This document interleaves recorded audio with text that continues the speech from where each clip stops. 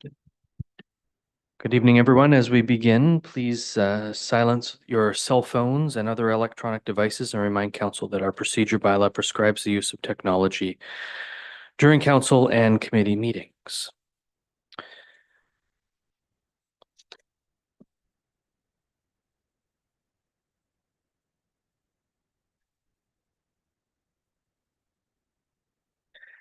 I'll begin this meeting by I'll call the meeting to order at 6:30 p.m. and I'll begin by acknowledging that we are gathered on traditional territory of the Mississauga and Anishinaabe. This land holds significant historical, cultural, and spiritual importance for the Mississauga nations, who are collective stewards and caretakers of these lands and waters. We recognize and respect the enduring connection that the Mississauga and Anishinaabe, now of Alderville, have to this land and these waters, and express our gratitude for their stewardship over the generations. As we discuss matters of importance at this council meeting, we commit ourselves to fostering a spirit of reconciliation and partnership with Indigenous neighbors and all Indigenous peoples. May we strive for understanding, respect, and collaboration as we work together to build a more inclusive and just community. And I have a motion moved by Councillor Fredis, seconded by Deputy Mayor Anderson, that Council amend the August 14th, 2024 planning meeting agenda to remove items 7.2 and 10.2 from the agenda. And Director Walsh, would you please speak to why we're doing that? Through your worship to council. Yes, you can see that staff put quite a bit of work in that item and only for it to be withdrawn now.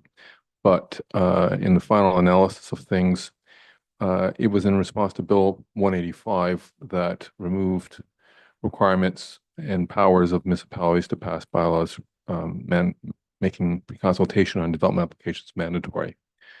And because it's been a practice here and a desire of council that we make sure we have our open houses with the public prior to submitting a complete application and make that public consultation record part of that complete application. The intent, as you see in the staff report, was to achieve just that.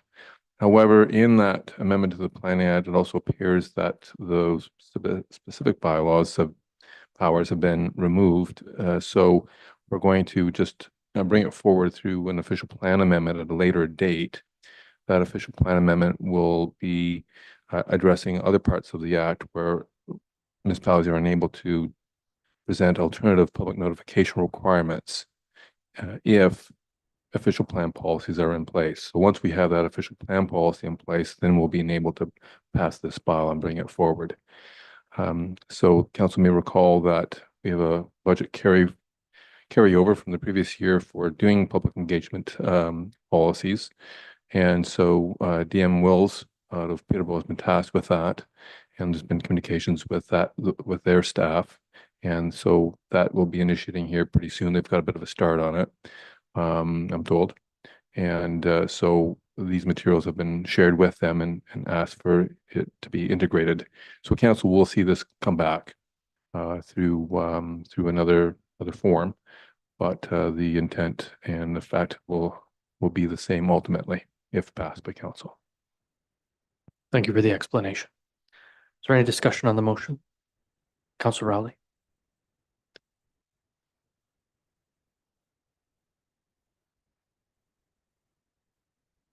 Thank you, Mayor. May I just ask Mr. Walsh a question, not regarding the motion, but just based on his commentary? Very simple question. In theory, no. I'm sorry? In theory, no. All right. Unless it's a question on the motion, which is to amend the agenda. I'm sure your question is on the larger official planning plan. matter. Thank you very much. You're welcome. Any discussion on the motion? All those in favor? There being none opposed, that motion's carried.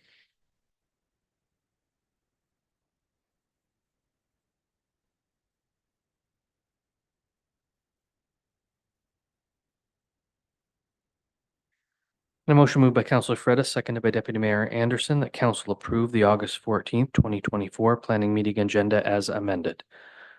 Is there any discussion? All in favor? There being none opposed, that motion's carried.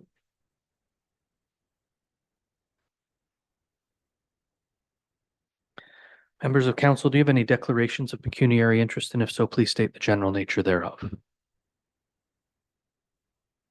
And there are none noted. We have no delegations this evening. We have no statutory public meeting. which brings us to planning reports. The first report is part lot control exemption, application PLC 01-2024, Brighton Meadows. And Director Walsh, we've read Mr. Warren's report. Do you have anything to add or highlight? Nothing further to add, Mayor. I have a motion moved by Councillor Rowley, seconded by Councillor Wright. The council receives a staff report regarding an application for part lot control exemption as submitted by 2003603 Ontario Corp pertaining to Block 58, Plan 39M 960. The council proceed to enact a bylaw to designate certain lands specifically described as Block 58, Plan 39M 960, not subject to part lot control. That council instruct the municipal solicitor to register the part lot control bylaw as enacted and to prepare a transfer easement as applicable to parts 1 to 7 shown on draft 39R. And there's a blank there. If may assist, that will be completed by the lawyer once the actual reference plan is registered. We have the draft reference plan, which is fine in terms of zoning compliance. And then the solicitor will be asked to complete that record through the process of registration of the bylaw. But the reference plan hasn't been registered as yet. Got it. So it's draft 39R something. Correct. Prior to registration of part lot control bylaw, and that council resolves to receive and approve the reference plans 39R something for lands as being exempt from part lot control as illustrated and otherwise attached to this report. Is there any discussion for members of council? All those in favor? There being none opposed, that motion's carried.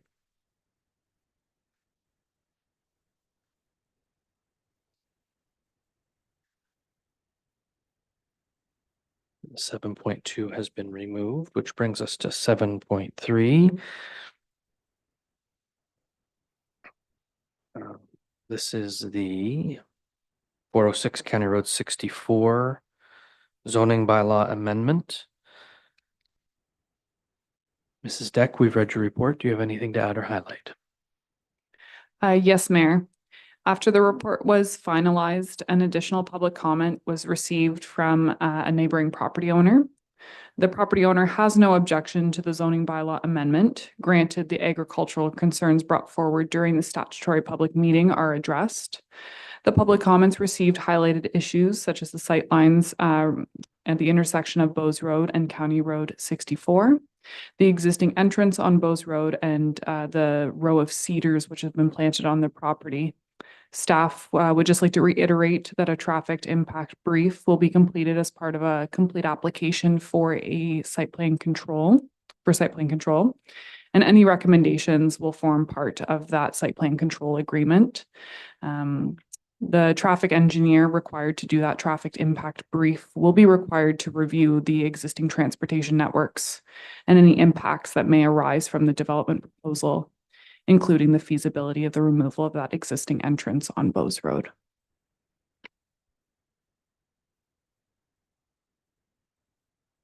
Thank you. I have a motion moved by Councillor Wright, second by Councillor Rowley, that council receive the staff report dated August 14th, 2024 regarding the subject application for 406 County Road 64 being zoning bylaw amendment application file number Z10 2023. And further, that council enacts a bylaw to revise the existing special agricultural exception number 35 zone to establish new permitted uses and definitions. Any discussion for members of council? So we have a neighbor asking to remove the Bowes Road entrance and the County of Northumberland asking to remove the County Road 64 entrance. Will we be offering these people a helicopter to get into their property? Mrs. Deck? My apologies, Mayor. I did mean the County Road 64 entrance. So, okay. So everyone wants the County Road 64 entrance gone. Yes, that was the except the Mackenzie. That was the indication from the neighboring property owner. Thank you. My apologies for that, as well as Northumberland County's comments did include looking at that entrance as well, but that would be part of the site plan control process, and that traffic impact brief will certainly be looking at those items. Thank you. So that traffic impact brief would be provided by the applicant to the municipality? Correct. And would that brief have an opportunity to offer other alternatives other than closing that road? Or the driveway, pardon me. Yes, Mayor, they would be looking at other alternatives and the feasibility of the removal of that entrance and any other recommendations that they could to negate any impacts on traffic that it would arise from the development proposal. Thank you. Are there any other questions or comments from members of council? I have one more. There's a storm. Oh, Councillor Wielden, I'm sorry, I couldn't see your hand up. It's masked by the similar colored background. You go ahead. Sorry about that. Maybe this is a comment more than a question, but the gist that I got from the county planners is, oh, we've got no real problem here. Everything seems fine, but we do need 4 more professional reports from you. I don't have a solution for that, but I do get why people bristle sometimes at bureaucratic exercises or what is perceived to be bureaucratic exercises.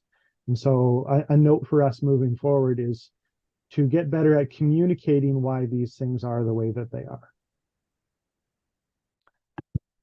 Good comment, Councillor Wielden. I was going to very specifically ask a couple of points on the county requests. One being the entrance, but the other being the request for stormwater, essentially stormwater management report. I'm not sure if I'm using the right word in the report, but given that it's my understanding that the applicants don't intend to build any new structures, there would be no flat roofs, et cetera, et cetera. So we're not talking about impacting stormwater in any massive way. I do understand from a conversation with Director Walsh this evening, that there may be a wish to add portions to the parking lot or driveway, which might impact stormwater if it's paved, but if it's semi-permeable, then, you know, one would assume not. How beholden are we at the lower tier to those, what I'll call requests from the County of Northumberland?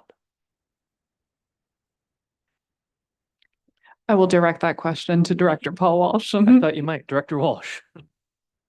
Through the mayor to council. This council is the municipal planning authority. The county is also a municipal planning authority under the virtue of the provincial policy statement.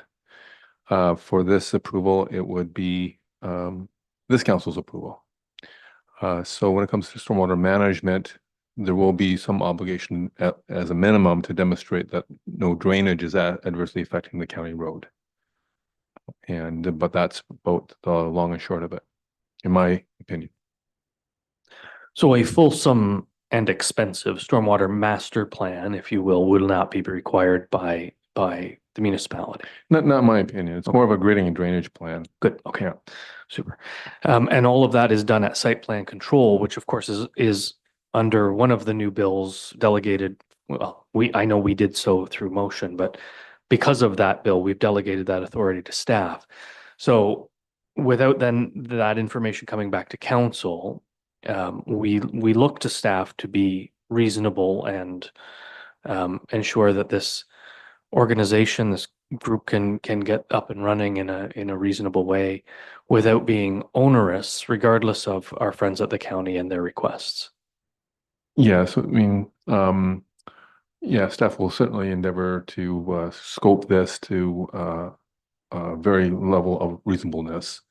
And to your point, and it's a good point, that the driveway parking service may very well have some pervious nature, which with infiltration, it may not be much of an issue at all.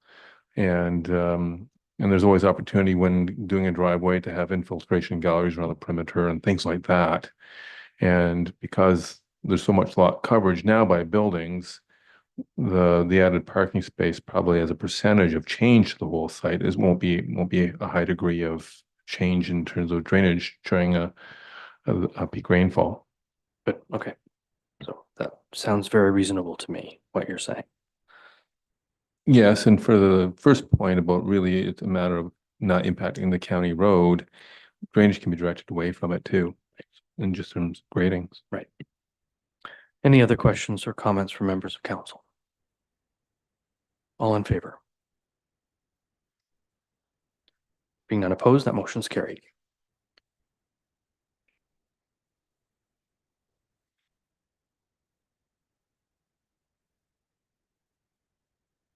There are no items listed for information purposes. We have nothing listed under unfinished business, which brings us to bylaws. I have a motion moved by, the first bylaws with regard to part lot control. I have a motion moved by Councillor Fredis, seconded by Deputy Mayor Anderson, that council gives a bylaw its first, second, and third reading and finally passes on this date, being a bylaw under the provisions of Section 50, Sub 5 and 7 of the Planning Act, RSO 1990, Chapter P13, as amended, designating certain lands situated in the municipality of Brighton, specifically described as Block 58, Plan 39, M960, to not be subject to part lot control. Is there any discussion? Those in favor? There being none opposed, that motion's carried.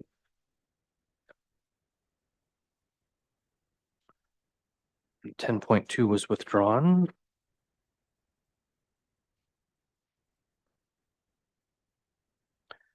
Ten point three is zoning bylaw amendment. Moved by Councillor Fredis, seconded by Deputy Mayor Anderson, that council gives a bylaw its first, second, and third reading and finally passes on this date. Being a bylaw under the provisions of Section 34 of the Planning Act, RSO 1990, to amend bylaw number 140/2002 as otherwise amended of the Corporation of the Municipality of Brighton, as it applies to the lands located at 406 County Road 64, legally described as Part Lot 28, Concession B, being Part 1 on Registered Plan 39R, 14014, Municipality of Brighton. Is there any discussion? All those in favor? There being none opposed, that motion's carried. Is there anyone in the gallery who has a question with anything on tonight's agenda? And there's no one on Zoom for that purpose. Which brings us to our closed session resolution. Should council choose to proceed into closed session, we will end the live YouTube stream and we will not be returning to the YouTube stream for the duration of tonight's meeting. I have a motion moved by Councillor Fredis, seconded by Deputy Mayor Anderson, that council resolves itself into closed session August 14th, 2024 at 6:47 p.m. Pursuant to the Ontario Municipal Act, RSO 2001 as amended, subsection 239(2)B, personal matters about an identifiable individual, including municipal or local board employees, encroachment. Is there any discussion? All those in favor? There being none opposed, that motion is carried. And we'll take a 10-minute recess so staff can transition into the closed session.